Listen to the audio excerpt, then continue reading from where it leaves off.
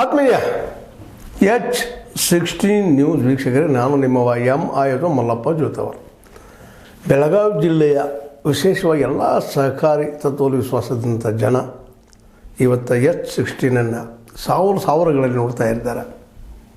ಅದು ಲಕ್ಷಗಳಲ್ಲೂ ಆಗ್ತಾಯಿದೆ. ಭಾಳ ಸಂತೋಷಪಡೋ ವಿಷಯ. ಅಂತೂ ನಮ್ಮ ಮಾತುಗಳನ್ನು ನೀವು ಕೇಳ್ತಾ ಇದ್ದೀರಿ. ಜೊತೆಗೆ ಯಾರೊಂದಿಗೆ ಎಲ್ಲಿ ಏನು ನಡೀತಾ ಇದೆ ಅನ್ನೋದ್ರ ಬಗ್ಗೆ ನಿಮಗೆಲ್ಲರಿಗೂ ಕುತೂಹಲ. ಯಾಕೆಂದರೆ ಬೆಳಗಾವಿಯ ರಾಜಕೀಯವನ್ನು ತನ್ನ ಕಪಿಮುಷ್ಟಿಗೆ ತಗೊಳ್ಬೇಕು ಅನ್ನುವಂಥ ಮನೋಧರ್ಮದಿಂದ ಎಲ್ಲರೂ ಇದರಲ್ಲಿ ಒಬ್ಬರಿಗೆ ಅಂತ ಹೇಳ್ತಾ ಇಲ್ಲ.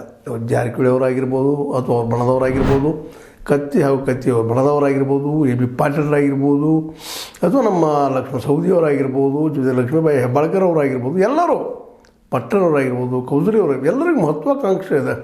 ಆದರೆ ಅವ್ರದ್ದೇ ದಾರಿಗಳಿದ್ದಾವೆ. ಅದರಲ್ಲೇ ವಿಶೇಷವಾಗಿ ಇದ್ದಂಥ ಎಲ್ಲ ರಾಜಕಾರಣಿಗಳು, ಇವತ್ತು ರಾಜಕಾರಣಿಗಳು ಹೆಚ್ಚು ಕಡಿಮೆ 100 ಕೋಟಿಗಳ ಯಜಮಾನರು ಅನ್ನೋದು ಎರಡು ಮಾತಿಲ್ಲ. ಇದೇನಿದ್ರೂ ಕೋಟ್ಯಾಧೀಶ್ವರರ ಮಧ್ಯದಲ್ಲಿರುವಂಥ ರೈತರ ಸಲುವಾಗಿ ಇರುತ್ತಿರುವಂಥ ಒಂದು ಹೋರಾಟ ಅನ್ಬೇಕಾಗೈತೆ. ನಾವು ಇದಕ್ಕೆ ಇಲ್ಲಿ ಪಾಳೆಗಾರರಿದ್ದಾರೆ, ದುಡ್ಡಿದ್ದಂಥವ್ರು ಅಂತ ನಿಶ್ಚಿತದ ಇದ್ದಾರೆ, ಪ್ರಶ್ನೆ ಬೇರೆ.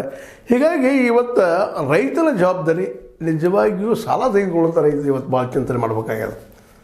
ಯಾಕಂದರೆ ಸಾಲ ಹೊಲದ ಮೇಲೆ ಕುಳಿತಿರ್ತಾರೆ, ಅದರಿಂದ ಲಾಭ ಆಗ್ಬೇಕಾಗ್ತದೆ, ತನ್ನ ಸಾಗಿ ಹೋಗ್ಬೇಕಾಗ್ತದೆ.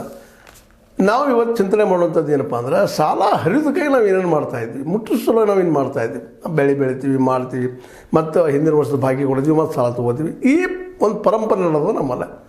ಹೀಗಾಗಿ